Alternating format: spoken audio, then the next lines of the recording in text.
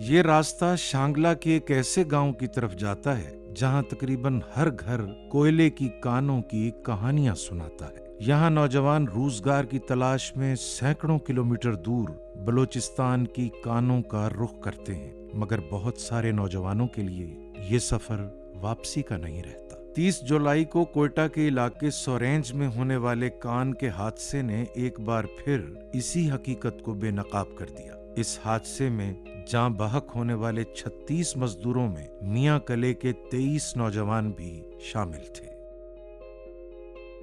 इस हादसे ने सिर्फ जाने नहीं ली, कई घरों के मुस्तकबिल भी दफन कर दिए। इनमें 19 साला रफीकुल्ला भी था, जिसकी शादी को सिर्फ 15 दिन हुए थे। अगले रोज उसे छुट्टी पर घर आना था, मगर उसकी जगह एक ताबूत पहुंचा। ये सिर्फ एक नौजवान की मौत नहीं थी, बल्कि एक ऐसे खानदान का ख्वाब भी था जो पहले ही कोयले की कानों से एक कमाऊ फर्द खो चुका था।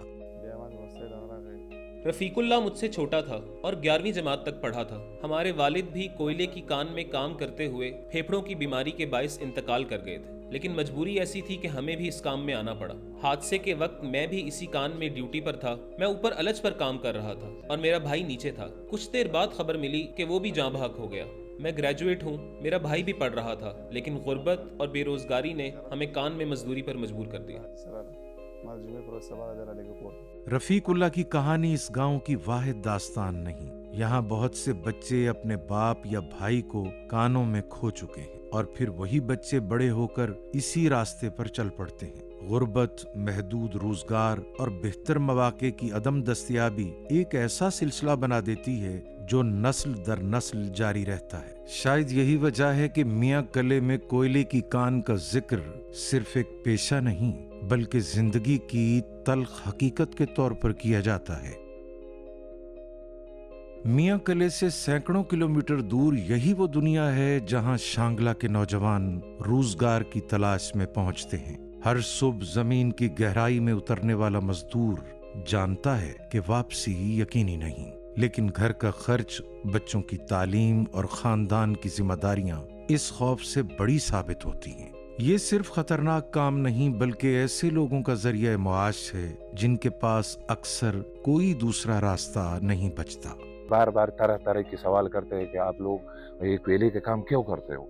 तो भाई ये सबकी बड़ी मजबूरी हमारी यही है कि हमारा इधर तकरीबन 30-35 हज़ार अगर मिल भी जाए प्राइवेट नौकरी, तो इस पे हमारा गुजारा नहीं होता है कि स्कूल का खर्चा भी है। अगर हम यहाँ से अलपुरी जाते हैं स्कूल के लिए, तो हम महीने का लोगों को पैसा देना है, जो गाड़ी अरेंज करना है, तो तालीम हासिल भी करो, फिर नौकरी भी आपको नहीं मिलता।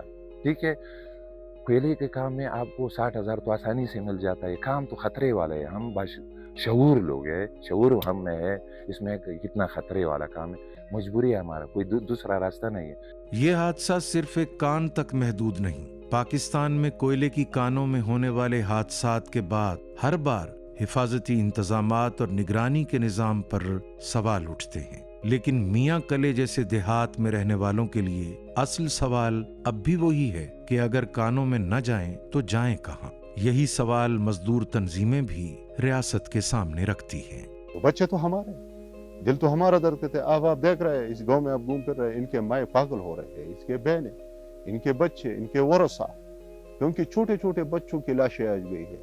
पहले तो बड़े बड़े लोग शहीद होते थे, उनके बच्चे रह जाते थे। जितने भी है उनका बाप की फेफड़े खराब होने की वजह से उनका डेथ हुआ है, हुई इसी तरह हादसे में उसकी जान गई है। तो उनके ये यतीम बच्चे थे सारे, और ये मजदूरों के बच्चे थे सारे, वो भी इसी तरह मायनों में उसके एक्सीडेंट्स हो गए। मियां कले के लोगों के लिए 30 जुलाई का हादसा एक खबर नहीं था, बल्कि एक ऐसा इंतजार था जिसका अंजाम वो पहले भी कई बार देख चुके थे। इस बार भी नजरें कोयटा की उसी कान पर जमी थीं, जहां से हर गुजरते लम्हे के साथ उम्मीद कम और खदशात बढ़ते जा रहे थे। हादसे के बाद कई घंटों तक इस कान के बाहर एक ही इंतजार था। कोई अपने बेटे की खबर का मुंतजिर था, कोई भाई की और कोई बाप की।